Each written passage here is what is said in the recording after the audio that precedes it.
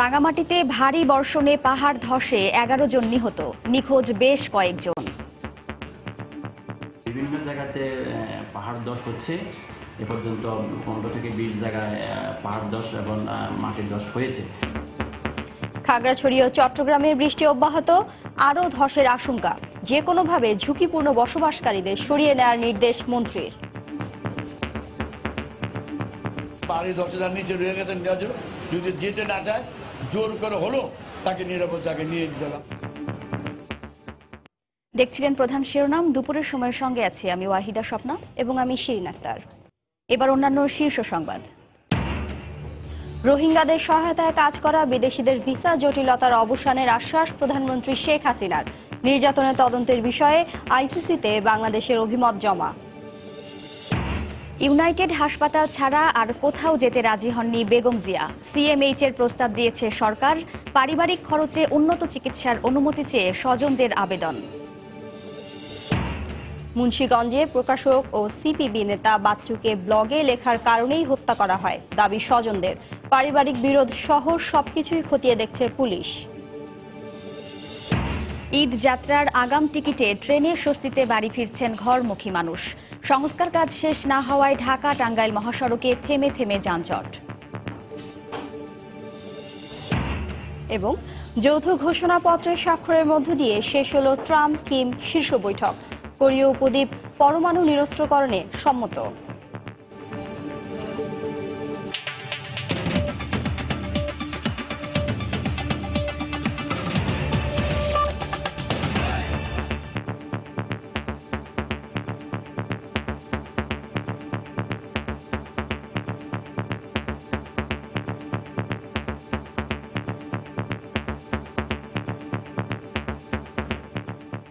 রাঙামাটিতে ভারী বর্ষণে পাহাড় ধসে 11 জন নিহত হয়েছেন, নিখোঁজ রয়েছেন বেশ কয়েকজন।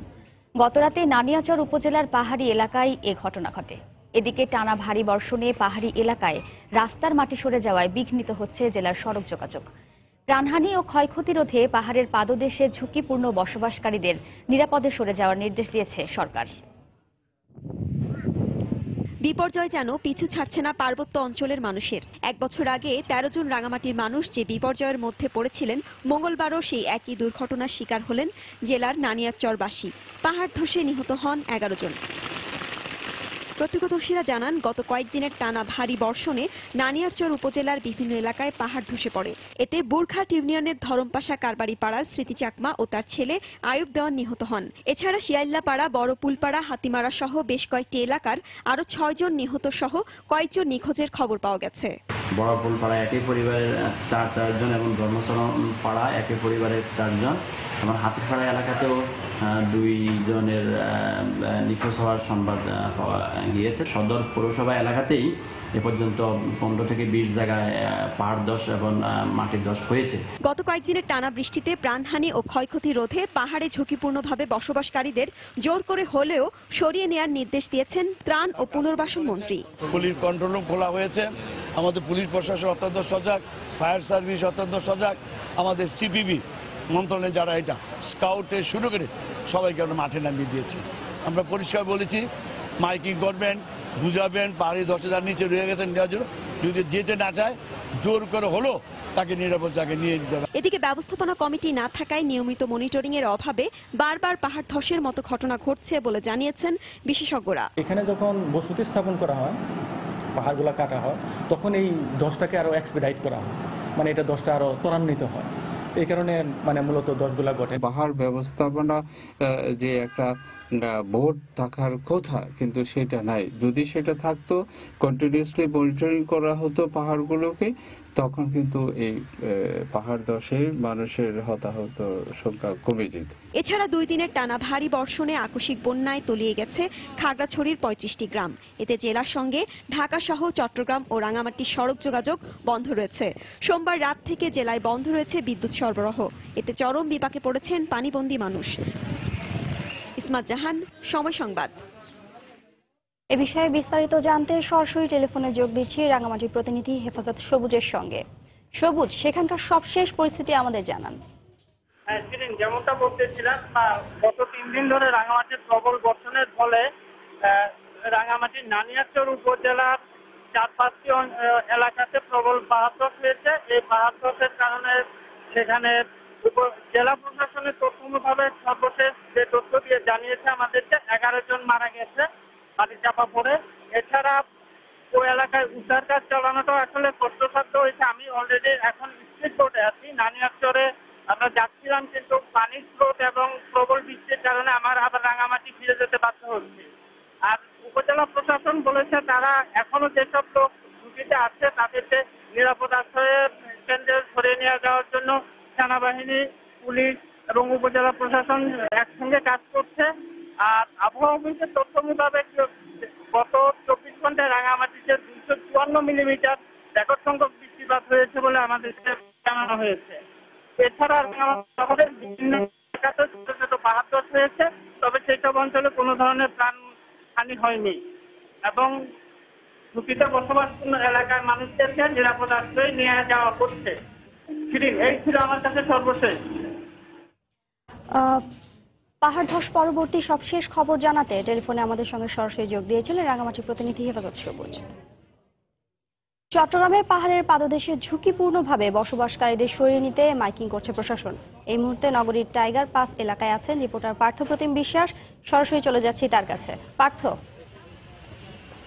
ধন্যবাদ। আমরা এখন আছি চট্টগ্রামের টাইগার পাস পাহাড়ে। এখানে আসলে চট্টগ্রামে বৃষ্টি হলেই কিন্তু পাহাড় ধস একটি আতঙ্কের নাম হয়ে দাঁড়ায়। সেক্ষেত্রে চট্টগ্রামের যে 30টি ঝুঁকিপূর্ণ পাহাড় রয়েছে, এখানে আমরা দেখেছি প্রচুর হাজার হাজার মানুষ কিন্তু অবৈধভাবে ঝুঁকি নিয়ে কিন্তু এখানে বসবাস করে। সেক্ষেত্রে আজকে কিন্তু চট্টগ্রামের সিটি কর্পোরেশন এবং জেলা প্রশাসনের ম্যাজিস্ট্রেটরা কিন্তু এখানে আছেন এবং তারা পাহাড়ে পাহাড়ে যেয়ে যারা ঝুঁকিপূর্ণভাবে বসবাস করছে তাদেরকে সরে যাওয়ার জন্য এখানে অনুরোধ করছেন। সেক্ষেত্রে এখানে তারা কিছুক্ষণ আগে মাইকিংও করেছে। চট্টগ্রামে যেসব পাহাড় রয়েছে সেখানে যারা ঝুঁকিপূর্ণভাবে বসবাস করছে তাদেরকে সরে যাওয়ার জন্য এখানে আবেদন করছে চট্টগ্রাম যারা রয়েছে। এক্ষেত্রে আমার সামনে আছে চট্টগ্রাম সিটি কর্পোরেশনের ম্যাজিস্ট্রেট, আমরা কথা বলছি। আপনারা আসলে এখানে কেন অভিযান পরিচালনা করছেন এই বিষয়ে একটু আমাদেরকে একটু বলুন। যেহেতু ঝুঁকিপূর্ণভাবে বসবাস করছে জনগণ, তাদের যাতে জানমালের ক্ষতি না হয় এই জন্যই আমরা তাদেরকে এখানে অভিযান করছি এবং তাদেরকে চলে যেতে বলছি। এখান থেকে আজকের ভিতরে চলে যাবে তারা।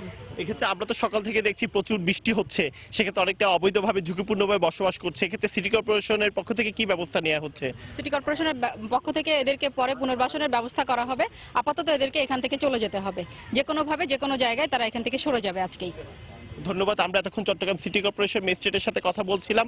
আমরা এমনি এখানে বিভিন্ন আমরা দেখেছি ঝুঁকিপূর্ণভাবেও অবৈধভাবে এখানে হাজার হাজার মানুষ বসবাস করছে। সামান্য পাহাড় ধসের কারণে এখানে প্রাণহানির ঘটনাও ঘটতে পারে। তো সেক্ষেত্রে সিটি কর্পোরেশনের পক্ষ থেকে বা জেলা প্রশাসনের পক্ষ থেকে যেমনটি বলা হচ্ছিল, এখানে কোনোভাবেই কিন্তু পাহাড়ের পাদদেশে অবৈধভাবে বসবাস করা যাবে না।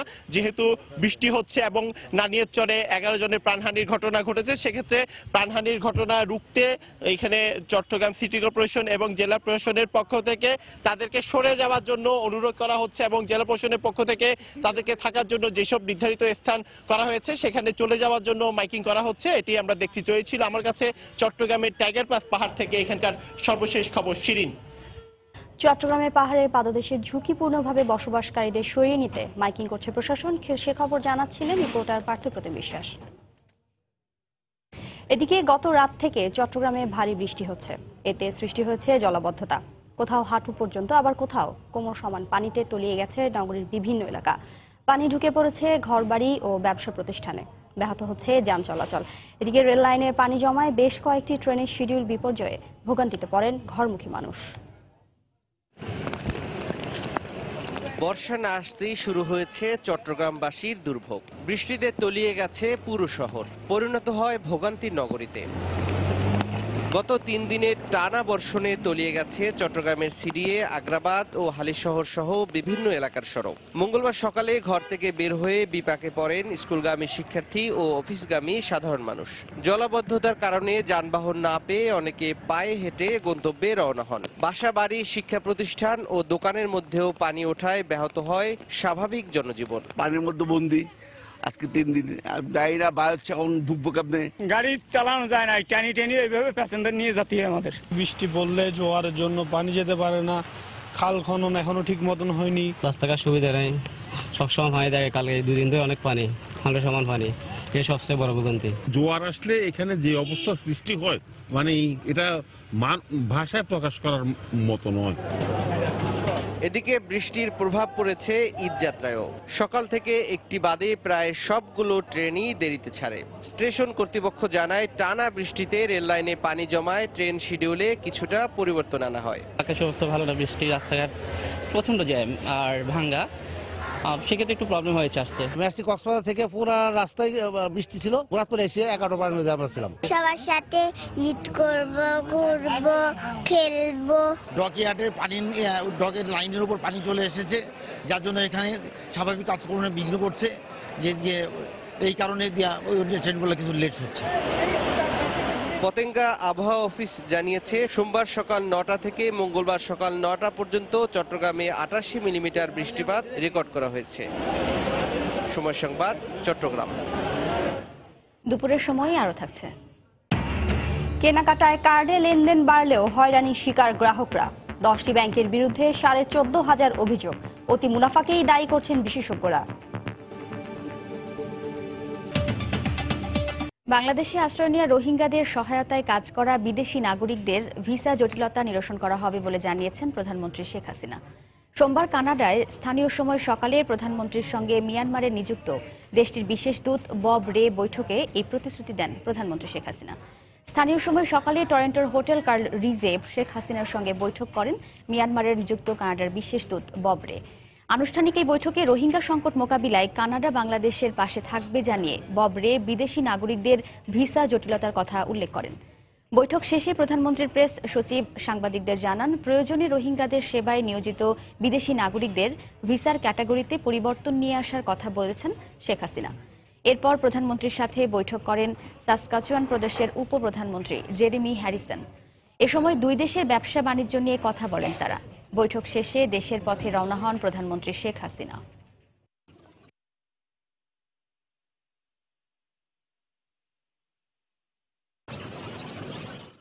মিয়ানমারের রাখাইন থেকে রোহিঙ্গাদের জোরপূর্বক বের করে দেয়া এবং রোহিঙ্গা সংকটের স্থায়ী সমাধানে তদন্ত শুরুর বিষয়ে আন্তর্জাতিক অপরাধ আদালতে নিজেদের অভিমত জমা দিয়েছে বাংলাদেশ।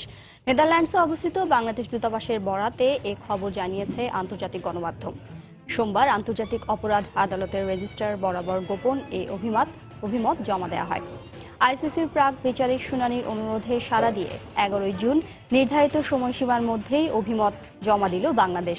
আগামী 20 জুন আইসিসির প্রাক বিচারিক আদালতে এই বিষয়ে শুনানি অনুষ্ঠিত হওয়ার কথা রয়েছে। এর আগে গত 9 এপ্রিল রোহিঙ্গা সংকট নিয়ে বাংলাদেশের পক্ষ থেকে আন্তর্জাতিক অপরাধ আদালতে তদন্তের আবেদন করা হয়। এরই ধারাবাহিকতায় 11 জুনের মধ্যে গোপনে কিংবা প্রকাশ্যে এ বিষয়ে বাংলাদেশের পর্যবেক্ষণ জমা দেওয়ার অনুরোধ জানানো হয়। ইউনাইটেড হাসপাতাল ছাড়া অন্য কোথাও চিকিৎসা নিতে রাজি না হওয়ায় বেগম খালেদা জিয়াকে আজ স্বাস্থ্য পরীক্ষার জন্য বঙ্গবন্ধু শেখ মুজিব বিশ্ববিদ্যালয় হাসপাতালে নেওয়া হয়নি বলে জানিয়েছেন কারা মহাপরিদর্শক। এদিকে পারিবারিক খরচে বিএনপি চেয়ারপারসনের উন্নত চিকিৎসার অনুমতি চেয়ে স্বরাষ্ট্র মন্ত্রণালয়ে আবেদন করেছে তার পরিবার। তবে পরিবারের দাবি অযৌক্তিক জানিয়ে স্বরাষ্ট্রমন্ত্রী বলেছেন, সরকারের পক্ষ থেকে সিএমএইচে তার পরীক্ষা নিরীক্ষার প্রস্তাব দেওয়া হয়েছে। প্রস্তুত ছিল নিরাপত্তা বাহিনী, প্রস্তুত কারা কর্তৃপক্ষ।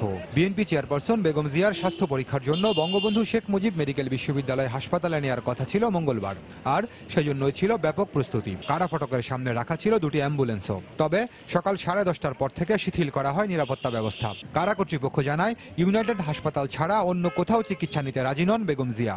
পরে এ ব্যাপারে সাংবাদিকদের বিস্তারিত জানান কারা মহাপরিদর্শক। আমাদের সিদ্ধান্ত ছিল যে আজকে 11টার সময় বঙ্গবন্ধু শেখ মুজিব মেডিকেল ইউনিভার্সিটি হাসপাতালে যেটা আছে সেখানে নিয়ে যাওয়ার কথা ছিল। সম্পূর্ণ পরিকল্পনা আমরা গ্রহণ করেছিলাম, কিন্তু উনি যেতে অনীহা প্রকাশ করেছেন। উনি বলেছেন যে উনি ইউনাইটেড হাসপাতাল ছাড়া অন্য কোথাও চিকিৎসা নেবেন না। এদিকে দুপুরে পারিবারিক খরচে বেগম জিয়ার উন্নত চিকিৎসার অনুমতি চেয়ে স্বরাষ্ট্র মন্ত্রণালয়ে আবেদন করেছে বিএনপি চেয়ারপারসনের পরিবার। পরিবারের পক্ষ থেকে আবেদনটি স্বরাষ্ট্র মন্ত্রণালয়ে জমা দেন বিএনপি চেয়ারপারসনের উপদেষ্টা। ডাক্তারদের যে পরামর্শ, সেই পরামর্শ অনুযায়ী তাকে একটা বিশেষ চিকিৎসা নেওয়া দরকার। যে কোনো সময়ই তার যে কোনো বড় ধরনের দুর্ঘটনা ঘটার একটা আশঙ্কা তারা দেখতে পাচ্ছেন, এবং সেই জন্য তাকে তার যেখানে ভালো চিকিৎসা হবে বলে উনি মনে করেন সেটা হচ্ছে ইউনাইটেড হাসপাতাল। স্বরাষ্ট্রমন্ত্রী বলছেন, জেল কোড অনুযায়ী বেগম জিয়ার চিকিৎসার জন্য সর্বোচ্চ ব্যবস্থা করবে সরকার। সরকারিভাবে যেখানে হাইয়েস্ট যেখানে যাওয়া সম্ভব সেই জায়গাগুলোতে আমরা তাকে অফার করছি। সিএমএইচ এর মতো জায়গায় না যাওয়ার কোনো যুক্তি আমার মনে হয় থাকতে পারে না। তারপরে যে ইউনাইটেড হাসপাতালের কথা বলছেন তিনি, ইউনাইটেড হাসপাতালে যে ধরনের ফ্যাসিলিটিস আছে তার চেয়ে আরো সমৃদ্ধ আরো ভালো চিকিৎসা সেবা এই দুই হাসপাতাল দিতে হয়। গেল শনিবার বেগম জিয়ার সঙ্গে কারাগারে দেখা করার পর তার ব্যক্তিগত চিকিৎসকরা দাবি করেন তিনি মাইল্ড স্ট্রোক করেছিলেন। পরে সরকারের পক্ষ থেকে জানানো হয় বেগম জিয়ার সুগার লেভেল কমে গিয়েছিল। এরপর তার স্বাস্থ্য পরীক্ষার জন্য হাসপাতালে নেওয়ার কথা বলছে কারা কর্তৃপক্ষ। খান মোহাম্মদ রুমেল, সময় সংবাদ, ঢাকা। কালক্ষেপণ না করে বিএনপি চেয়ারপারসন বেগম খালেদা জিয়াকে তার পছন্দের হাসপাতালে নিয়ে চিকিৎসা করানোর দাবি জানিয়েছেন বিএনপির স্থায়ী কমিটির সদস্য ডক্টর খন্দকার মোশাররফ হোসেন। সকালে নয়াপল্টনে কেন্দ্রীয় কার্যালয়ে এক সংবাদ সম্মেলনে তিনি একথা বলেন। বেগম জিয়ার পছন্দের হাসপাতালে চিকিৎসার যা খরচ হবে সেটি দল থেকে বহন করা হবে বলেও জানান তিনি।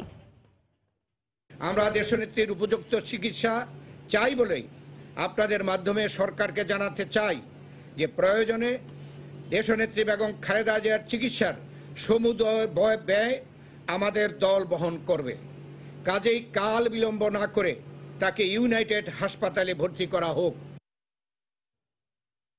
দেখছেন দুপুরের সময়।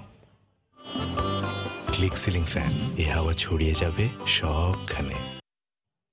প্রকাশক শাহজাহান বাচ্চু হত্যাকাণ্ডের পর কয়েক ঘন্টা পেরিয়ে গেলেও এর তদন্তের কোনো কুল কিনারা করতে পারেনি পুলিশ। তবে পরিবারের দাবি, সামাজিক যোগাযোগ মাধ্যম ও ব্লগে লেখালেখির কারণেই পরিকল্পিতভাবে তাকে হত্যা করা হয়েছে। পুলিশ বলছে, পারিবারিক বিরোধ, স্বজনদের অভিযোগ সহ সব দিক খতিয়ে দেখেই চলছে তদন্ত। প্রত্যক্ষদর্শী জানাচ্ছেন, বিশাখা প্রকাশনের স্বত্বাধিকারী শাহজাহান বাচ্চু হত্যা মিশনে মাত্র 5 মিনিট সময় নেয় আততায়ীরা। দুটি মোটরসাইকেলে এসে মুখোশ পরা 4 জন বাচ্চুকে গুলি করেই পালিয়ে যায়। লাস্টে গুলি করে ওই দেখলাম, এরপরে কয়েকটা বোম মেরে একদম অন্ধকার বানাতে চলে গেল। হ্যাঁ, ওরা হারিয়ে গেল কোন দিকে, এই রাস্তায় চলে গেল। এই পর্যন্তই, একদম 5 মিনিটের মধ্যে কাহিনীটা শেষ। পরিবার জানাচ্ছে, মুক্তমনা ব্লগ নামে একটি ব্লগে লিখতেন বাচ্চু, আর এ কারণে 2 মাস ধরে বাচ্চুকে হত্যার হুমকি দেওয়া হচ্ছিল। এই ঘটনায় সিরাজদি খান থানায় একটি হত্যা মামলা দায়ের করেছে নিহতের পরিবার। প্রায় হুমকি দিত ফেসবুকে, ভয় পাইতো, অবশ্য সতর্ক ছিল যথেষ্ট। করা যে কোনো মুহূর্তে আমাকে মারি ফেলতে পারে। ওই যে ও একটু লেখালেখি করে, ও তো ব্লগার। আমি জিজ্ঞেস করলাম, বাবা কোথায় যেতেছ? পরে বলতেছি কি ওই পূর্ব কাকালদি যেতেছি। পরে আমি বললাম যে ও, পরে বলতেছি কি যে আচ্ছা তো যাই। আমি কইতে সাবধানে যাও। 25-30 মিনিটের ব্যবধান, আমি ঘরেই ছিলাম। তো আমার ভাবি আমাকে ডাক দিয়ে বলতেছি কি তোর বাবা হইলো ওই যে পড়ে আছে রাস্তায়। এরই মধ্যে ঘটনাস্থল পরিদর্শন করেছেন পুলিশের কাউন্টার টেরোরিজম ইউনিট এবং র্যাবের ঊর্ধ্বতন কর্মকর্তারা। তবে পরিবারের অভিযোগ সম্পর্কে এখনই সিদ্ধান্ত নিতে নারাজ আইন শৃঙ্খলা বাহিনী। তারা বলছেন, সব বিষয়কে সামনে রেখেই চলছে তদন্ত। তবে প্রাথমিকভাবে এই হত্যাকাণ্ড পরিকল্পিত বলে মনে করছেন তারা।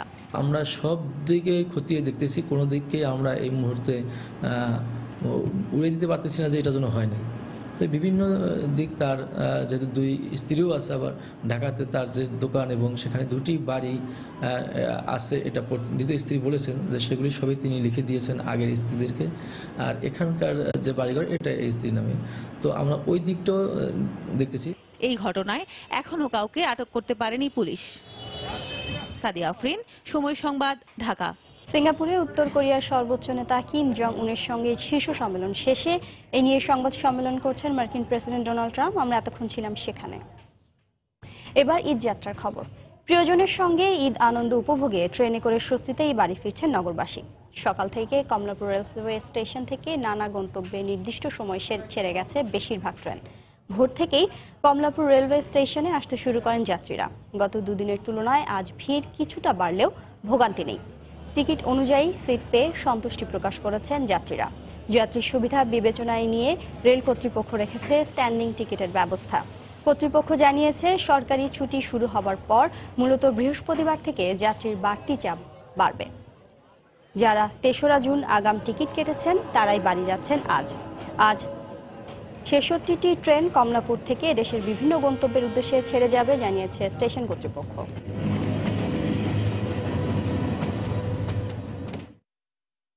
আসলে অনেকদিন পরে ঈদের ছুটিতে বাসায় যাচ্ছি, পরিবার পরিজনের সাথে ঈদ করব। যদিও সিট পাই নাই ট্রেনে, তারপরেও অনেক ভালো লাগছে। এভাবে ঝুলতে ঝুলতে যাবো ইনশাল্লাহ। সময় মতো সবগুলো ট্রেন ছেড়ে যাচ্ছে এবং যারা যাত্রী আছে তাদের মধ্যে দেখতেছি যে একটা উৎসব ভাব এবং মোটামুটি স্বস্তির সাথে বাড়ি যাচ্ছে। ভালো লাগছে, যেহেতু সবার সাথে একসাথে ঈদ করা হবে, আরো ভালো লাগছে। ছাদে বাপারে অতিরিক্ত যাত্রী হয়ে যাতে না ওঠে, এটা আমার প্রত্যেকের প্রতি কিন্তু বিনীত অনুরোধ থাকবে। আমরা সবসময় লিফলেটে দিচ্ছি এবং জানাচ্ছি, মাইকিং করছি, বাধা সৃষ্টি করছি, তারপরে তো অতিরিক্ত কিছু বলা যায় না। তবে সবারই একটু দায়িত্ব থাকা উচিত আর সবারই চিন্তা করা উচিত যে আমরা যারা চড়ছি আমরা কিন্তু জীবনে ঝুঁকি নিয়ে চলতেছি। সড়ক পথেও বেড়েছে যানবাহনের চাপ। সংস্কার কাজ শেষ না হওয়ায় থেমে থেমে যানজটে দুর্ভোগে পড়েছেন ঘরমুখী যাত্রীরা। মহাসড়কের অবস্থা জানতে চলে যাব রিপোর্টার রাশেদ লিমনের কাছে। তিনি আছেন গাজীপুরের চন্দ্রায়। লিমন, সড়ক পথে ঈদের যে সেই বাড়তি চাপ, সেই চাপ আসলে পুরোপুরিভাবে এখনো কিন্তু শুরু হয় নাই, কিন্তু তারপরও কিন্তু আমরা দেখতে পাচ্ছি যে আজকে সকালে কিন্তু একটা বেশ চাপ গিয়েছে। মূলত যারা আসলে আগামীকাল যেহেতু ছুটি রয়েছে, মূলত আজকেও যারা ছুটি নিয়ে কোনো রকম যেতে পেরেছেন তারাই কিন্তু আজকে যাচ্ছেন। অর্থাৎ এই সড়ক পথে যে মূল চাপ, সেই চাপটা কিন্তু আসলে শুরু হবে আগামী পরশু থেকে। যেহেতু পরশু দিনকে অফিস রয়েছে, পরশু অফিসের পরে কিন্তু একটা চাপ যাবে। তবে আজকে সকালে কিন্তু আমরা দেখেছি, সকালে যে চাপটা ছিল সেই চাপে কিন্তু আমরা দেখতে পেয়েছি যে বিশেষ করে ঢাকা টাঙ্গাইল মহাসড়কে কিন্তু বেশ খানিক জায়গায় যে আশঙ্কাটা করা হয়েছিল যে একটা ভোগান্তি হতে পারে, সেই ভোগান্তির চিত্র কিন্তু আমরা দেখতে পেয়েছি। বিশেষ করে যে সংস্কারের অভাবে, যে এখনো সংস্কারের অভাব বা ঢাকা টাঙ্গাইল যে 4 লেনের কাজ এখনো শেষ না হওয়ার কারণে যে ভোগান্তিগুলোর আশঙ্কা রয়েছে, সেই ভোগান্তিগুলো কিন্তু তাদের পোহাতে হয়েছে। এবং এর মূল কারণ হচ্ছে গিয়ে 4 লেনের কাজ দেখা যায় এরই মধ্যে কিন্তু প্রায় 60 ভাগেরও বেশি জায়গায় শেষ হয়ে গেছে, কিন্তু যেখানে শেষ হয়নি সেখানে কিন্তু এখনো সেই এখনো কিন্তু সেখানে ডাবল লেনের রাস্তাতে 4 লেন সেখানে যে অবস্থায় রয়েছে, হঠাৎ করেই 4 লেন থেকে 2 লেনে আবার চলে আসার কারণে সেখানে যে বটলনেকের সৃষ্টি হয়েছে, সেখানেই কিন্তু আসলে আমরা দেখতে পাচ্ছি সকাল থেকে যে মূল যে জটটা লেগে থাকে, সেই জটটার মূল কারণ। এবং সেক্ষেত্রে আরেকটি মির্জাপুর যে ওভারপাসটা রয়েছে, রেলওয়ে ওভারপাস, সেই ওভারপাসের কারণেও কিন্তু আমরা দেখতে পাচ্ছি সকাল থেকে যে যানজট হচ্ছে। এবং পাশাপাশি এই মুহূর্তে দেখতে পাচ্ছেন যে ভারী বর্ষণ হচ্ছে, এবং ভারী বর্ষণের ফলে আজকে কিন্তু 12 তারিখ যে কর্তৃপক্ষের যে বেঁধে দেওয়া 2 দফার দ্বিতীয় দফা যে সময় 12 তারিখের মধ্যে সংস্কার কাজ শেষ করার কথা থাকলে আমরা দেখতে পাচ্ছি যে আজকেও কিন্তু বিভিন্ন জায়গায় সংস্কারের কাজ হচ্ছে। এখনো কিন্তু রাস্তায় খানাখন্দ রয়ে গেছে। তো এই সব খানাখন্দ আসলে এই বর্ষার কারণে কিন্তু এগুলো আর বাড়তি চাপ পড়বে এই রাস্তার উপর, যে কারণে আরো দুর্ভোগ হবে। সকাল থেকে আমরা দেখেছি যাত্রী বিশেষ করে চালকরা বলছেন এই অবস্থা চলতে থাকলে এই খানাখন্দ যদি পুরোপুরি ভরাট না হয়, আর যদি এই যে ডাবল লেন আর 4 লেনের জায়গায় যদি ট্রাফিককে ঠিকমতো নিয়ন্ত্রণ না করতে পারে, সেক্ষেত্রে আরো ভোগান্তি বাড়তে পারে।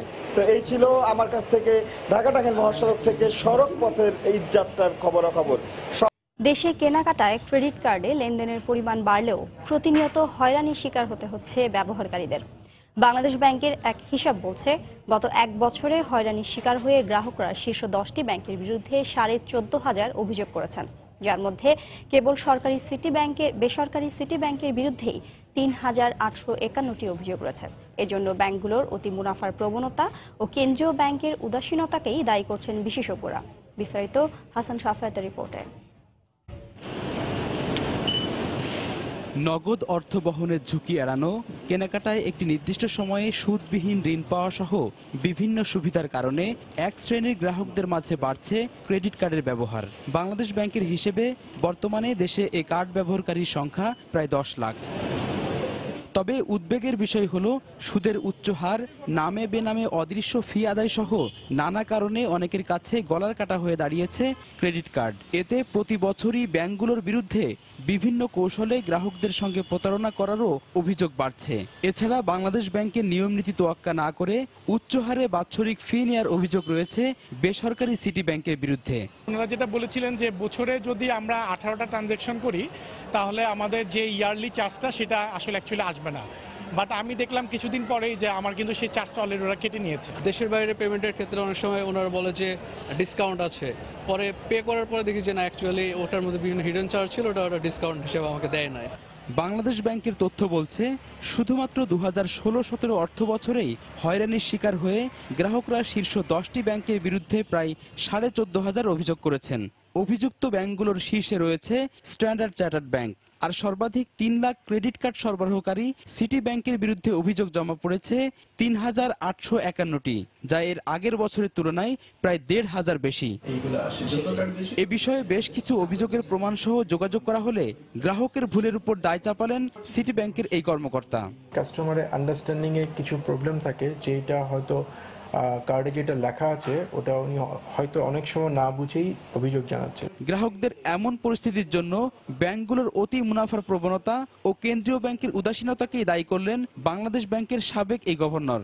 তাদের মূল দৃষ্টিটাই কিন্তু কিভাবে তাদের অর্থ ইস্যু করবে, ব্যাংকের মুনাফা লাভ করার বিষয়টা কিন্তু টেন্ডেন্সিটা একটু কমাতে হবে। এগুলো কিন্তু বাংলাদেশ ব্যাংক এখন আগে শক্ত হাতে, খুব আমার মনে খুব গভীরভাবে এবং শক্ত হাতে এগুলো কিন্তু ইস্যু করা উচিত, মানে ডিল করা উচিত। এদিকে বিষয়টি নিয়ে একাধিকবার যোগাযোগ করা হলেও কথা বলতে রাজি হননি বাংলাদেশ ব্যাংকের বর্তমান মুখপাত্র। হাসান সাফায়াত, সময় সংবাদ, ঢাকা।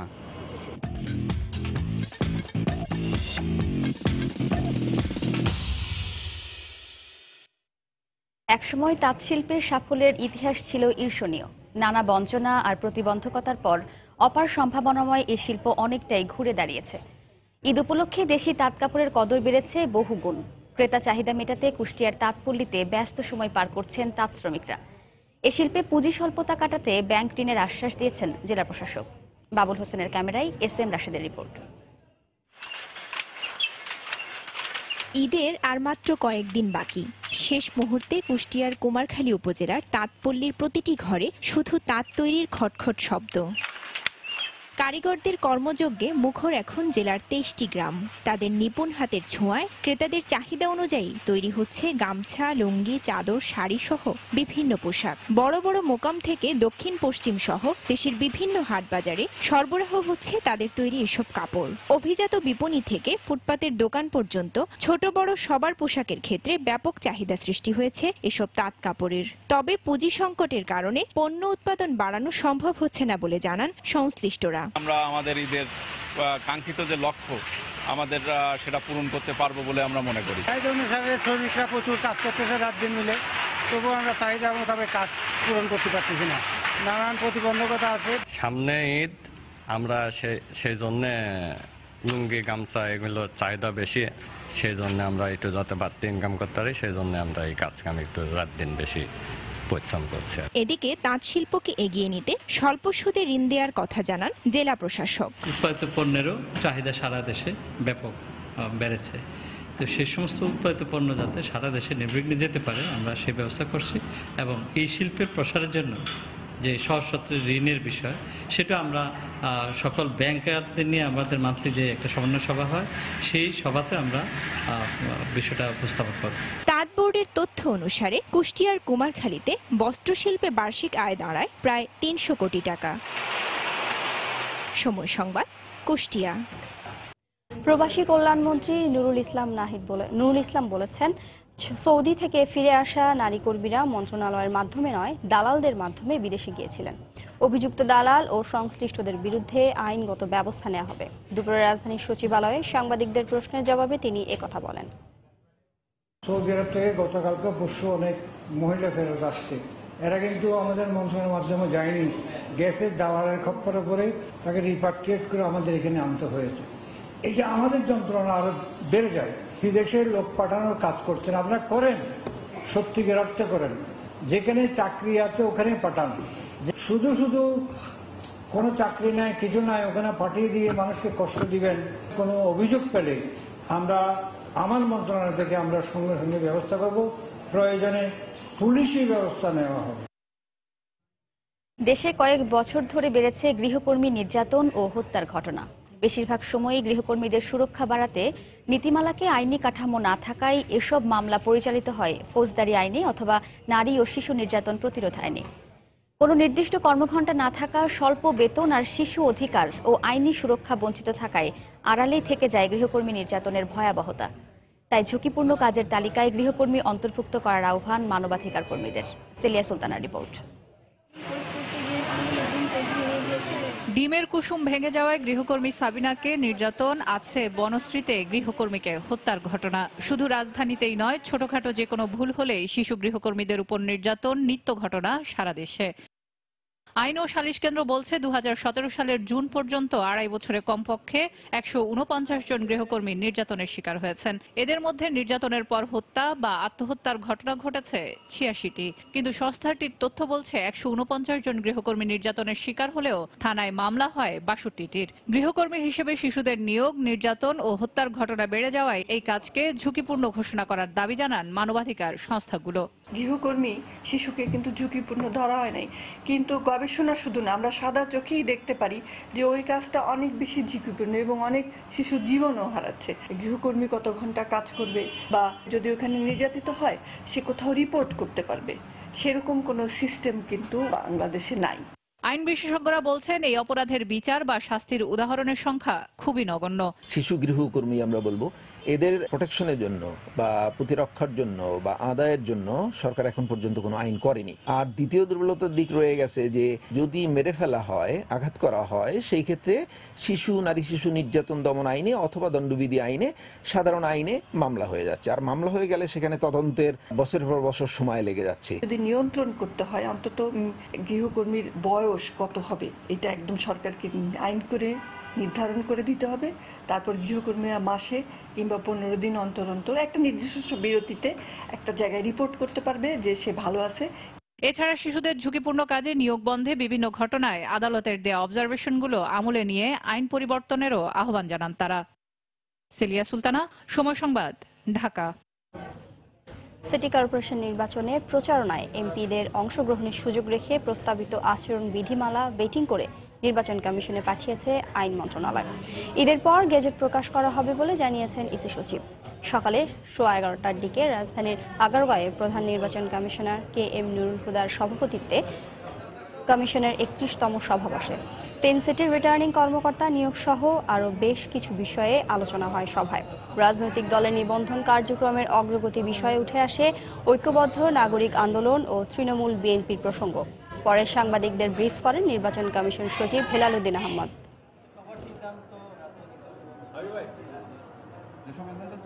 সিদ্ধান্ত দিয়েছেন যেহেতু নির্দিষ্ট তারিখের মধ্যে তার আবেদনটি আসেনি এবং 45টির মধ্যে 43টি আবেদন তাদের যথাযথ নির্বাচন কমিশনের শর্ত পূরণ না করায় এগুলো মাননীয় নির্বাচন কমিশন নামঞ্জুর করেছেন। শুধুমাত্র 2টি আবেদন মাঠ পর্যায়ে তদন্তের জন্য পাঠানোর সিদ্ধান্ত হয়েছে। একটির নাম হলো বাংলাদেশ গণ আজাদি লীগ ও বাংলাদেশ কংগ্রেস। আইন মন্ত্রণালয়ে পাঠানো হয়েছিল, আইন মন্ত্রণালয় থেকে বেটিং সহকারে গতকাল আমরা পেয়েছি। যেহেতু আজকে এটা এজেন্ডাভুক্ত ছিল না, সুতরাং এটা ঈদের পরে এজেন্ডাভুক্ত করে আলোচনা করে ওনারা পরবর্তীকালে সিদ্ধান্ত জানাবেন। ঐক্যবদ্ধ নাগরিক আন্দোলন এই রাজনৈতিক দলটাকে আজকে নির্বাচন কমিশনের সিদ্ধান্ত মোতাবেক এটা নিবন্ধন বাতিল ঘোষণা করা হয়েছে। দুপুরের সময় এ পর্যায়ে শীর্ষ সংবাদ জানিয়ে দিচ্ছি আরেকবার। রাঙামাটিতে ভারী বর্ষণে পাহাড় ধসে 11 জন নিহত। খাগড়াছড়ি ও চট্টগ্রামে বৃষ্টি অব্যাহত। যে কোনোভাবে ঝুঁকিপূর্ণ বসবাসকারীদের সরিয়ে নেয়ার নির্দেশ মন্ত্রীর। রোহিঙ্গাদের সহায়তায় কাজ করা বিদেশিদের ভিসা জটিলতার অবসানের আশ্বাস প্রধানমন্ত্রী শেখ হাসিনার। নির্যাতনের তদন্তের বিষয়ে আইসিসিতে বাংলাদেশের অভিমত জমা। ইউনাইটেড হাসপাতাল ছাড়া আর কোথাও যেতে রাজি হননি বেগম জিয়া। সিএমএইচ এর প্রস্তাব দিয়েছে সরকার। পারিবারিক খরচে উন্নত চিকিৎসার অনুমতি চেয়ে স্বজনদের আবেদন। মুন্সিগঞ্জে প্রকাশক ও সিপিবি নেতা বাচ্চুকে ব্লগে লেখার কারণেই হত্যা করা হয়, দাবি স্বজনদের। পারিবারিক বিরোধ সহ সবকিছুই খতিয়ে দেখছে পুলিশ। এবং যৌথ ঘোষণাপত্র স্বাক্ষরের মধ্য দিয়ে শেষ হলো ট্রাম্প কিম শীর্ষ বৈঠক। কোরীয় উপদ্বীপ পরমাণু নিরস্ত্রীকরণে সম্মত। এই ছিল দুপুরের সময়। যে কোনো খবর পেতে ভিজিট করুন সময়নিউজ.tv। সঙ্গেই থাকুন সময়ের।